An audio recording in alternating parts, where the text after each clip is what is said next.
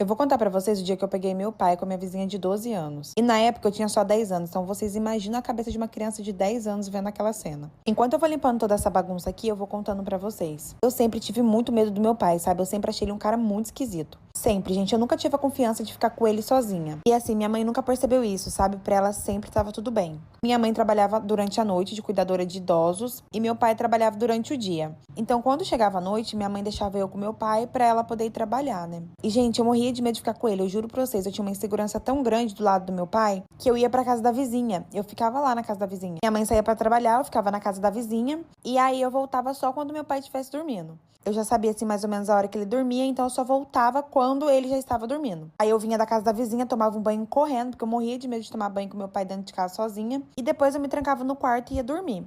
Enquanto isso, minha mãe tava trabalhando, né? Porque eu não confiava ficar com ele sozinha, gente. Ele nunca fez nada pra mim, mas eu não confiava, sabe? Eu não sentia confortável. Teve até uma vez que a minha vizinha me perguntou por que eu gostava de ficar lá. Aí eu falei pra ela que eu me sentia melhor na casa dela. E aí depois ela nunca mais me questionou, gente. Eu agradeço essa mulher até hoje. Que ela me acolheu na casa dela, não questionou, sabe? Assim, foi um anjo mesmo na minha vida. E aí, gente, em uma dessas noites, eu voltando da casa da minha vizinha, na minha casa tinha uma despensa, um cômodozinho que parecia uma despensa, meio que um banheirinho, meio que um porão. E assim, ali meu pai guardava as coisas dele, ele tinha chave, ele não gostava que ninguém abria, que ninguém mexia ali, sabe? Ninguém podia colocar a mão ali. E aquele lugar, assim, sempre vivia fechado. E só meu pai tinha a chave. Então eu cheguei, passei por esse quartinho e percebi que a porta estava meio aberta. Eu olhei, achei muito estranho, porque meu pai nunca deixava aberta. E aí eu pensei o quê? Nem vou mexer, vou sair correndo, vou tomar meu banho, vou trancar no quarto, vou ficar em paz. Só que eu percebi que meu pai não estava em casa, ele sempre estava em casa. Só que dessa vez ele não estava em casa e o quartinho estava aberto. Então eu entrei, tomei banho, quando eu saí ele ainda não tinha chegado. E eu, assim, como uma criança muito curiosa, pensei, bom, já que meu pai não está aqui, eu vou ver o que ele tanto esconde naquele quartinho. Coisa de criança, gente, sabe? Coisa de criança curiosa.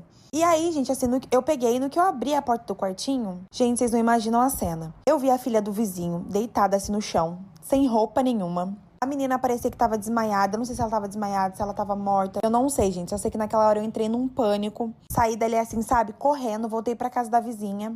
Desesperada, gente. Desesperada.